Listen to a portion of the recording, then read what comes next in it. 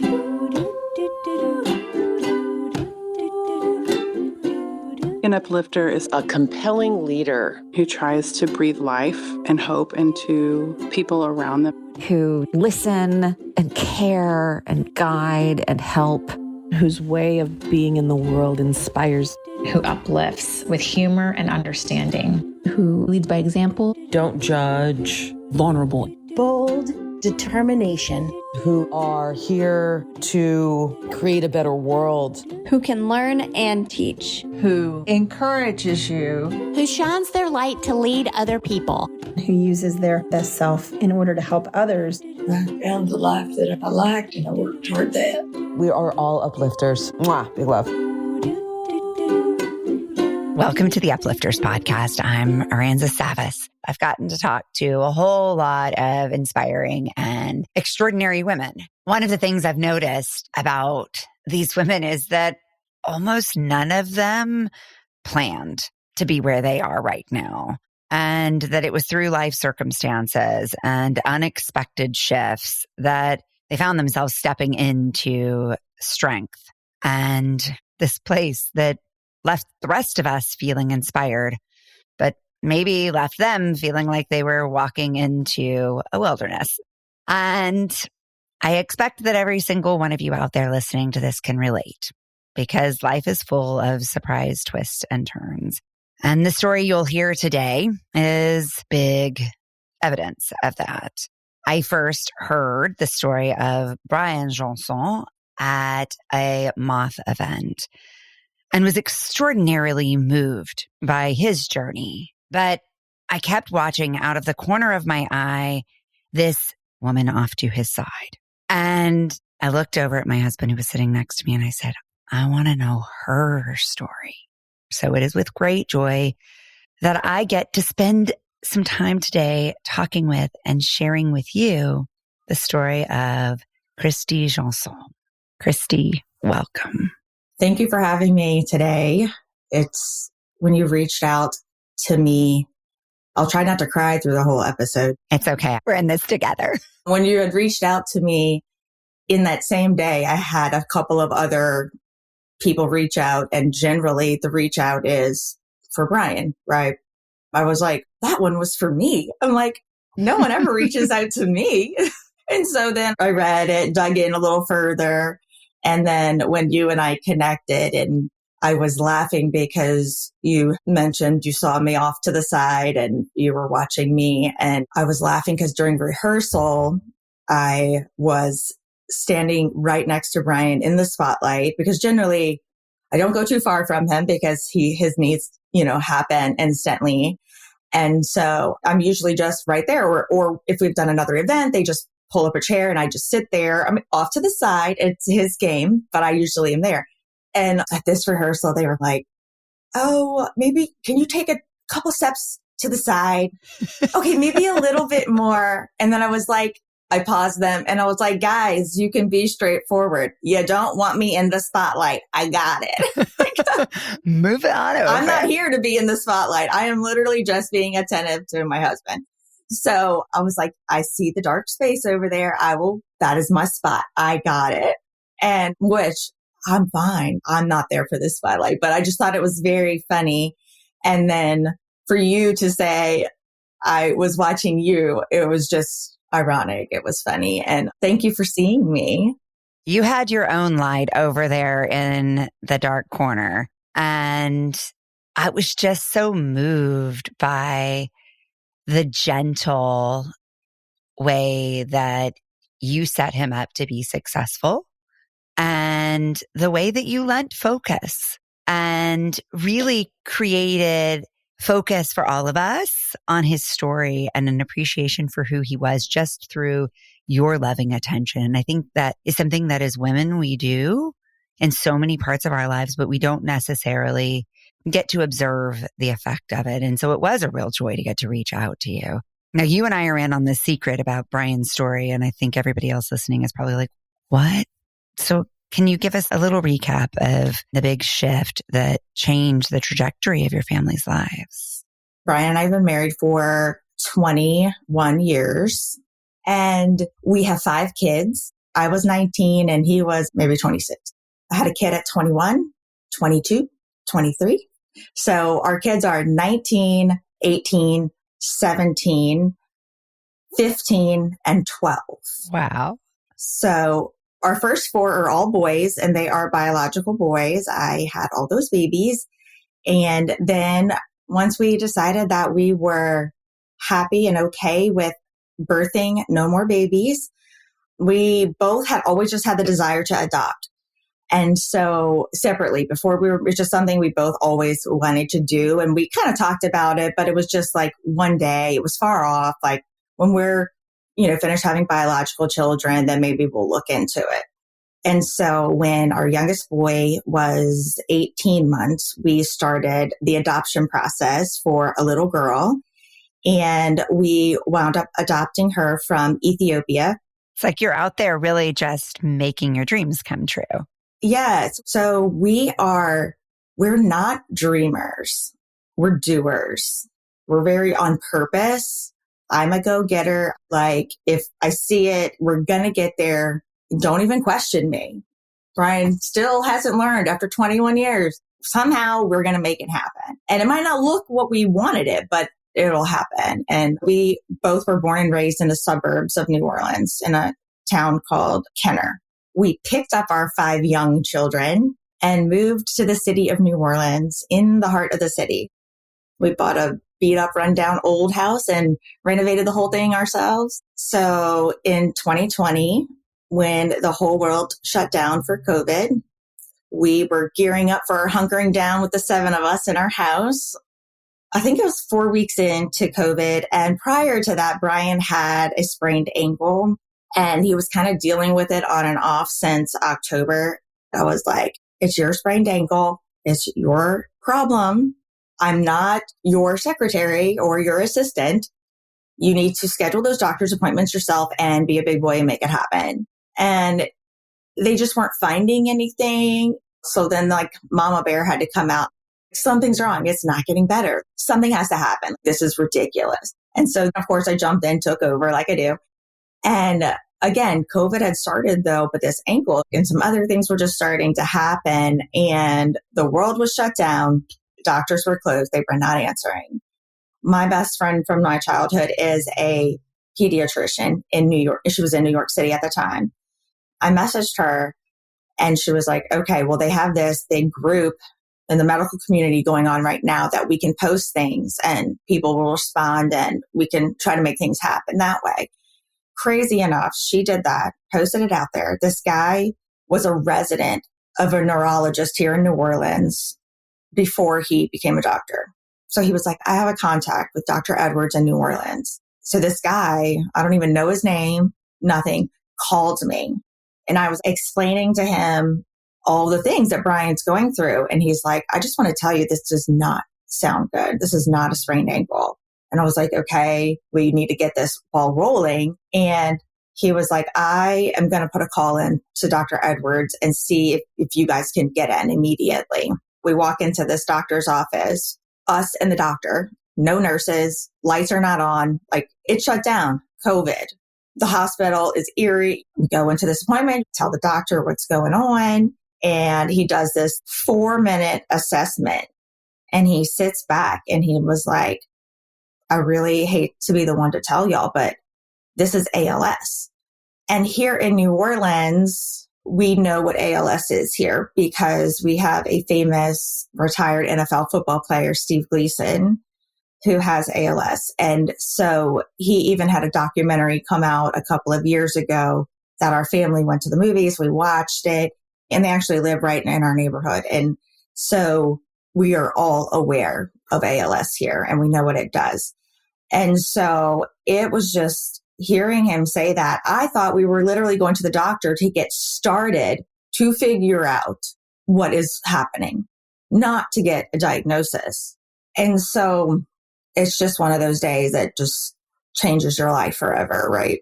And so we took the news in and then the doctor, he was like, I am 99.9% sure that this is what it is, but I want you to get a second opinion.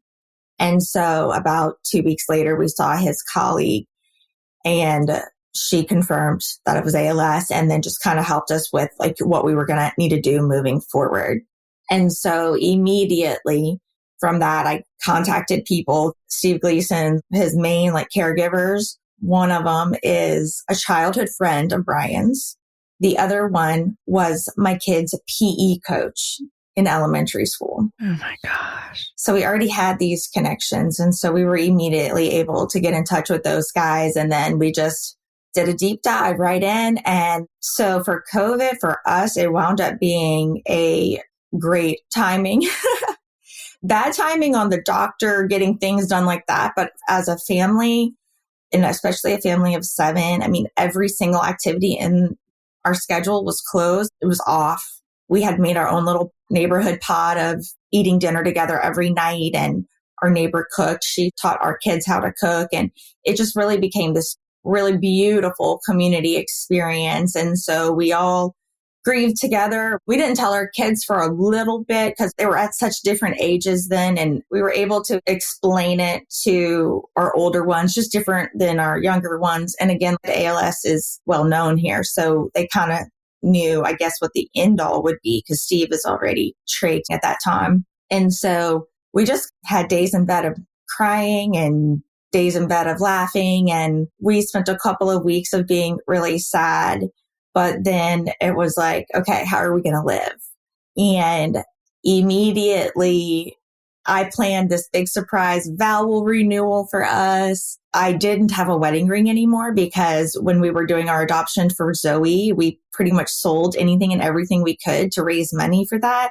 And so we sold my engagement ring at that time. He didn't know we were doing like this official wedding renewal thing, but he wanted to get me a ring. And it was just so cool. We went to just like this little New Orleans shop. I'm not really like a diamond type girl, but I wound up walking out with a diamond, but it is a uncut, unfinished, raw diamond that is worth nothing probably to other people because it's not shiny and glamorous, but I love it because I feel like it really describes who we are. And then the fitting was just molded to the unfinished diamond. My dad was a jeweler for like 40 years and he was like, who would buy a raw, uncut? There's no beauty to it. And that's just it. It's beautiful. It's raw. It's real. It's natural state. It was a beautiful time for us. We just took ALS diagnosis head on. And one of the key things with ALS is to stay ahead of the game. And so immediately Brian started recording his voice. And we took it as we're going to record his voice because ALS, for those that don't know, eventually it takes away your voice. But you're cognitive the whole time. You can feel, you have all your nerves work. They just don't talk to your muscles. And that's the problem. They don't communicate. And so your eyes always work and your brain always work. I'm not a scientific type of person here, but it's like everything I think above your like brainstem works. So your mouth does not work and then your lungs and all your organs. But it's different for everyone. Nobody's ALS journey is the same. And so, but the outcome is 2 to 5 years is life expectancy because most people don't choose to do the things that could be life-saving because it's hard. It's a very hard life and you have to have the will to live and the will to go through the hard times and you have to have the support. And overall, the worst part of the whole disease is it's expensive. It's a very expensive disease because insurance does not cover what you need to stay alive. I've always wondered, like, why do they say 2 to 5 years? And now that we're at year 4, I understand it now. And it's really sad. And it's mainly because people don't have the finances for it. And we don't have the finances for it either. But thankfully, we've rallied a community around us that supports us year round. So from the beginning with ALS, we hit head on, recorded Brian's voice from the beginning, not knowing if we ever needed it. Maybe he was going to have a slow progression and not need it. But we didn't view doing those things as sad. We were never in denial about it. It was just like, this is what you do. If we're going to do this, which we chose, we're going to do it. Immediately, we got a team together to renovate our house to make it accommodating. And I did not want the house to look like a hospital because that's not thriving in life. Like if we have to look like he lives in a hospital, right? And so I was just very proactive in looking the long run, like what is best in the long run, not short term, because you do all these short term things and ALS changes so quickly that by the time that renovation for this short term use is done, he's past that season. In our home, we did everything where it's aesthetically looks like a beautiful home still, but it all meets the needs of someone in a power chair. And so that was a huge undertaking for our community to come in and to get that done during COVID. Remember, everything is during COVID, like the shutdown of the world. Every time you go to the doctor, or what they have for ALS patients is called clinic. So you go to clinic where imagine a round room and they have a patient in every room and the doctors just circulate. So we would see 8 doctors in one appointment. And that way we wouldn't have to travel and go to so many doctors' appointments. We loved going, but it was very long and draining. But you would see your pulmonologist, your neurologist, your dietitian, your physical therapist, your occupational therapist, your pain management doctor. And so we just got this beautiful relationship with all these doctors, fascinating people that literally have to deliver such bad news all the time. And so even for us going to those appointments, it's like our goal was to go in there and just bring light into sadness that they have to deal with all the time. And so at this point, we are 4 years in with these doctors. I mean, we have cell phone numbers, we chat, Brian talks to them over WhatsApp. And so we've really have found this really great communities. I mean, we have doctors stop over at the house, and it's really been a beautiful experience here with our ALS clinic. Everyone talks to you as if you're dying. Like that's kind of the way that it's looked at, because the reality for most is it is. And so they tell you, eat whatever you want, do whatever you want, just live life to the fullest, basically because they're saying you're going to die soon. We had watched friends who had, kids with cancer, and they do their Make-A-Wish trip. And I was like, I don't want to wait until we have to make a wish. Early on in our raising our kids, we had decided that Christmas was no longer about gift giving and things like that. So we made memories. Memories was our thing. It is what we did. We did family trips, and on the cheap too, because like I said, there's 7 of us. We are not a high income family, and we were 7 of us in one hotel room. Bring sleeping bags, kids. Yeah. But it's part of the fun. Yeah. And the way I would say it is, hey, we're not camping in a tent. At least we're in a hotel room. Okay. That's right. Perspective. Yeah, it's right. And so for Christmas morning, they would wake up and there was an envelope there, and it was a trip. They would read it. Santa had this whole trip of spreadsheets planned out. And that is what we did. We did adventures, and our kids loved it. They expected it. They hoped that that's what would happen the next year. So with ALS, as soon as flights opened from COVID, Brian and I hopped on a plane to San Francisco, he was in a wheelchair already at this point, but he could kind of shuffle still, and rented a convertible Mustang. It was big enough to fit our one suitcase in the back seat, and I would have to shove that wheelchair in the back. Then we drove Highway 1 all the way down for about 2 weeks. We got to Coronado Bay, which is where we were going to fly back home out of, and got word that our kids were exposed to COVID. And at that time, COVID was very, very scary. Right. If you remember, quarantining for 10 days, and we didn't know what COVID would do to Brian. I mean, the last thing we needed was his lungs compromised. So our 5 kids, where they were exposed, was with my brother and his wife. And so they were like, y'all may as well stay out longer. So we decided to drive home all the way from Coronado Bay to New Orleans, Louisiana. Oh my God. And our little Mustang convertible. How amazing. And so, so that was the beginning of us making tons of memories with our kids. And we did a lot of trips. 2 years into his diagnosis, we had just done a big trip to New York. It was really a girls' trip. It was for me with all of my girlfriends, but Brian had to come along because I was his caregiver and I was the only one who knew how to do everything. So he likes to say he was my arm candy for that week in New York. And so he was fully wheelchaired at that time with a power chair. And the only thing he still had at that time was breathing on his own. That was our last trip. And then 2 months later, he got the flu and it was the time to decide tracheotomy or not. And it's a big decision because the tracheotomy is where the cost comes in.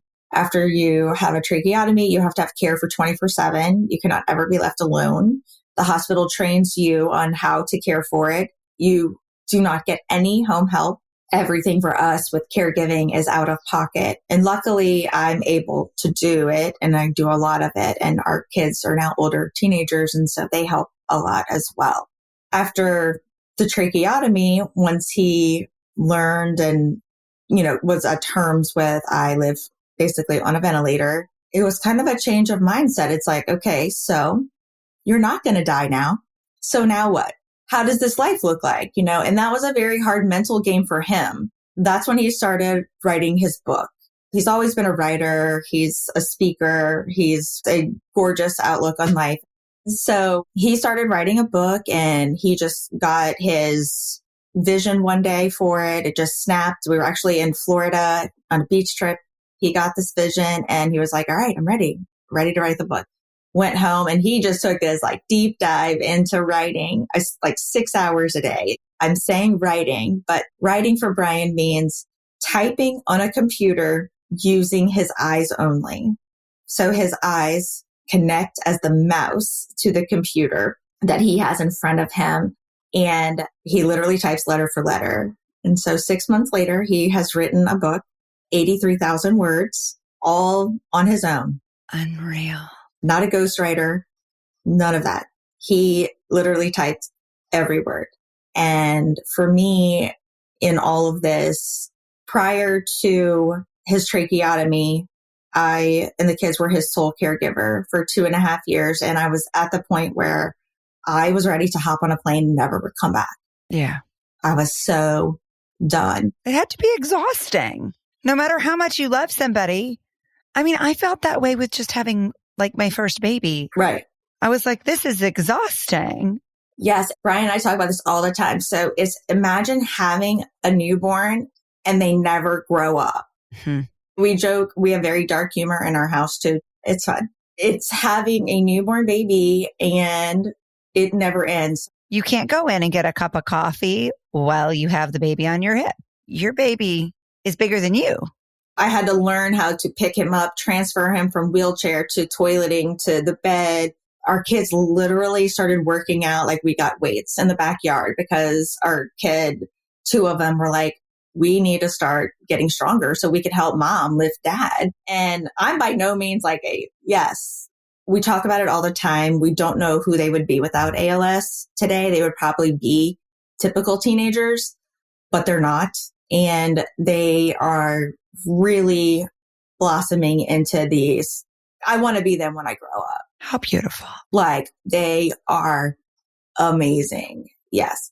But they did miss their childhood. They did miss that. And that's what I fundraise for. I fundraise money so we can pay caregivers so they can be kids. And so I can go to their games and I can go to their activities and I can bring Brian to those things too, but I just can't do them alone because then I can't pay attention when I'm at the event. So I have to have a caregiver with me. I mean, I don't have to, but I choose to when we can afford it to have them because even a vacation, we go as a family of 7, but 75% of the time we're working because we're all working for Brian. And we don't get to really do those things that you can do. We planned a 30-day road trip, which was great. This was pre-trach and our whole family went and we did all this stuff. But it's I had a friend do a similar trip, but her family did it in 1 week and they did all these things that I'm like, oh, we didn't do that. We didn't. And I was like, oh, that's right. Because everything I planned was handicap friendly. Mm-hmm. We didn't ride horses and we didn't go on boats and things like that. And it all took a lot longer. Yes, yes. And you just forget. But it's as bad and as ugly as this disease is, our family is just come together and made something so ugly, so beautiful. And sometimes I'm sad that other people don't get to experience this life because we live a very slow life. I mean, for Brian and I to have a conversation, it takes a very long time, but I just sit there and I listen and I wait. Most of the time, I already know what he's going to say because we've been married quite a while, but we don't talk about fluffy stuff. If we're going to take energy to talk, it's real talk. And we just both know literally the inside and outside of each other because it's really all we have. All we have are our words. Do we just cherish our time together with our words?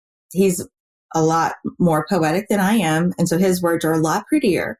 I was definitely a typical wife that I raised babies. That's what I did. I didn't pay bills. I didn't know who our plumber was or air conditioner guy or any of those. I didn't know any of that. And now I know everything and I know how to do it all.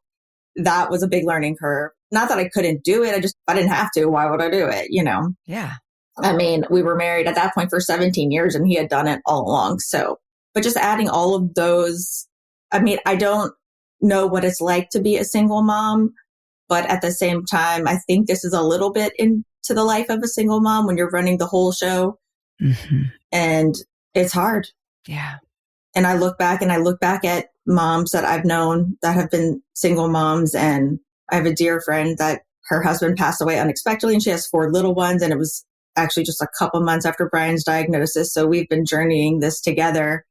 And it's like, she likes to say, we're just different fruit, but we're in the same basket, experiencing everything differently, but yet the same. You are this extraordinarily capable person who will figure things out, who will make things happen.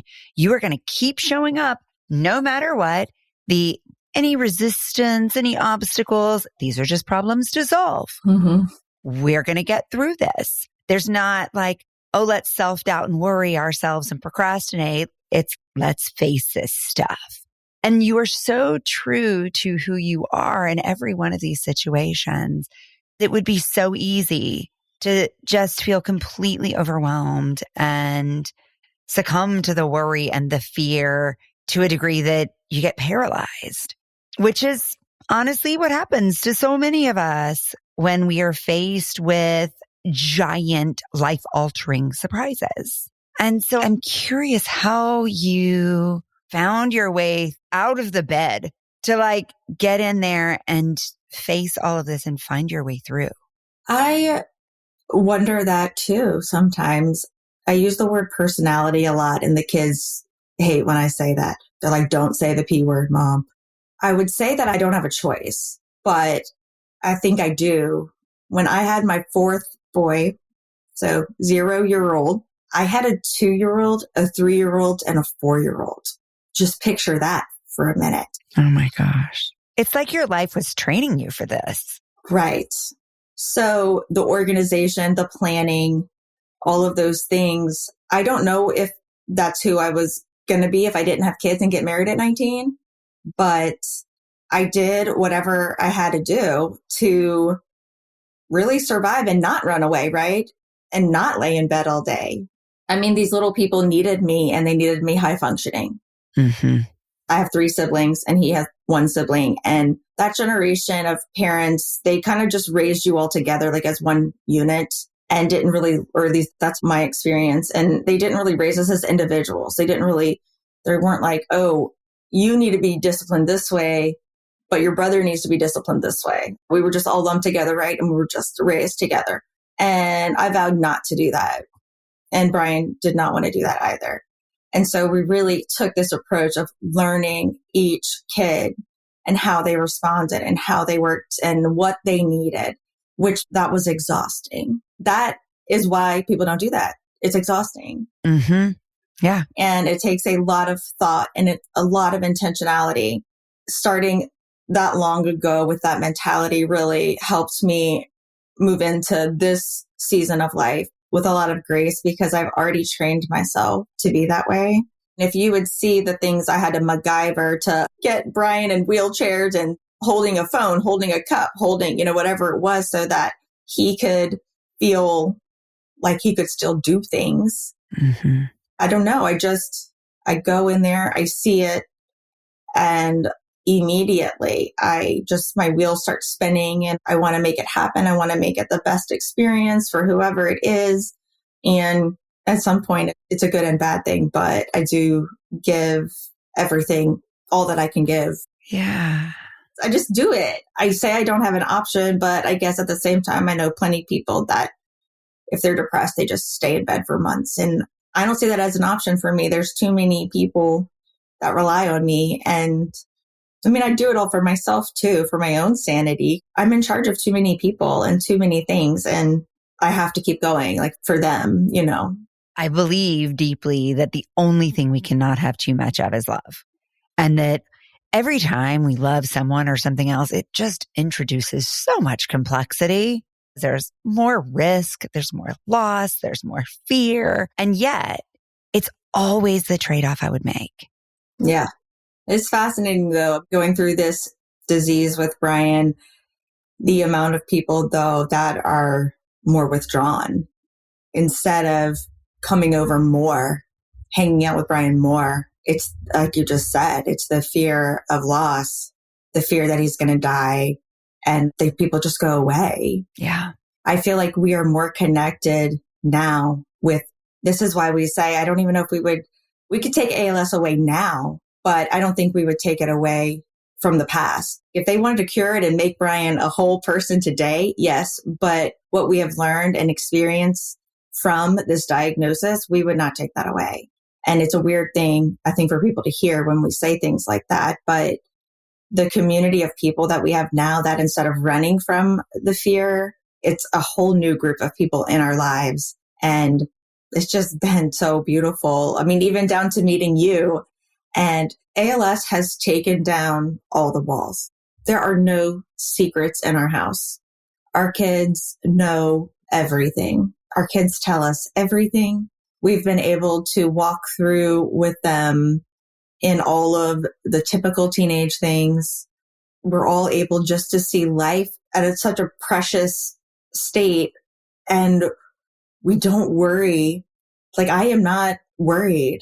I always tell my mom, I'm like, Mom, you worry enough for me. Like, I don't even put worry on my plate. Like, not even one of the things I do. I don't worry. What a gift. Yeah, well, I'm not going to say I don't get stressed out. I mean, I definitely, take medicine for that. Smart. Yes. But the stress it's nothing long term. Our kids come in, they talk to Brian, they tell us about their day. And that's just like not even typical, especially in teenage boys. Our oldest, he's a freshman in college, and he was so stressed out because he wanted to go away at some point, pre-ALS probably. He's an artist. He thought about going to SCAD, but he's like, I'm the oldest brother. What am I going to do if one of my brothers get a flat tire and I'm in Atlanta? Oh. Like, I want to be that for them because I had it. I had Dad do it for me, and now they don't. Of course, you don't want your kids to alter their life for things like this. But the way that I worked it through with him was, let's look at life in 2 years. Let's just look in short-term increments. You can stay home at university here, do your 2 years here. If Dad is steady and doing fine and you feel like your heart can handle being away from home, then go. And so that's what he did. His first year, he's stayed at home. He's at the University of New Orleans. And I made him move out of the house, though, still. Go live on campus. It's 2 miles away from our house. But when he's at his apartment, he's not hands-on. Because when a kid walks in the door of this house, you're hands-on. It just comes with the territory of being home. And they have chores, but if I need to go on a phone call or something, they have to go sit with Dad. There's no complaints. It's just what we do here. And so now for our second kid, Jonah, he is a senior in high school and he feels okay leaving because Brian's at a good place. Whereas with Micah, Brian wasn't even trached yet. And so Jonah is going all the way to Pennsylvania and he's going to Villanova and he's fine with that. And we're fine with that. We're happy for it. We're already planning, how are we going to get Brian there? He's going to go see him, go see the university. We just do everything intentional here. We're on purpose. Our kids give us so much grace because we can't be at everything. Brian cannot be at everything. And they're okay with that. And my kids are so aware of me, and they know, like, Mom, this weekend, I don't have anything. Do you want to go make plans with friends? I'll stay home with Dad, because I don't generally have help on the weekends. When I talk about our family, it sounds like a storybook and it sounds impossible. And I think where I'm getting now with humanity is I'm so sad for people. This should be typical. And we would love to help people get there. Yeah. And that's our story to tell. And you don't have to have ALS to get there. The other thing that I think is really important to your perspective, and the thing that ends up getting in the way for most of us navigating change in life, you're willing to accept change. Over and over throughout this conversation, you've said things like, it may not look like we expected, or this is how we do it here. And what is that saying? This isn't the way any of us dreamed life would look. And it is the ability to accept and grow within what is that allows you to not while away your precious moments together with worry, but to be present and to create new beauty within the constraints of what is that never could have existed outside of it. Thank you for demonstrating for all of us what it looks like to live in acceptance. And I think maybe that's the light I saw off in the darkness that day. Uplifters, I'm going to try to convince Kristy to come join us in New York in May. So maybe you'll get to meet her there. For all of you listening, I hope you'll join me in supporting the Jeansonnes in the life that they are living and modeling. There are some really great opportunities to financially support them in this big life that they are choosing to create against so much adversity. And it'll feel really good to know that what you're giving is contributing to so much love. Thank you for listening to the Uplifters podcast. If you're getting a boost from these episodes, please share them with the uplifters in your life, and then join us in conversation over at theuplifterspodcast.com.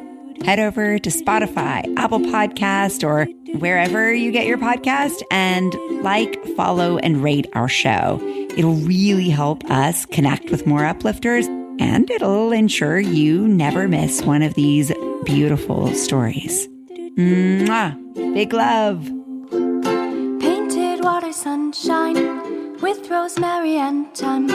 Dwell in the perplexing, though you find it vexing. Toss a star and hover, be your own best lover. Relish in a new prime, plant a tree in springtime. Dance with idle hindsight, bring the sun to twilight. Lift you up, whoa. Lift you up, whoa. Lift you up, whoa. Lift you up. Lift you up, whoa. Lift you up, whoa. Lift you up, whoa. Lift you up.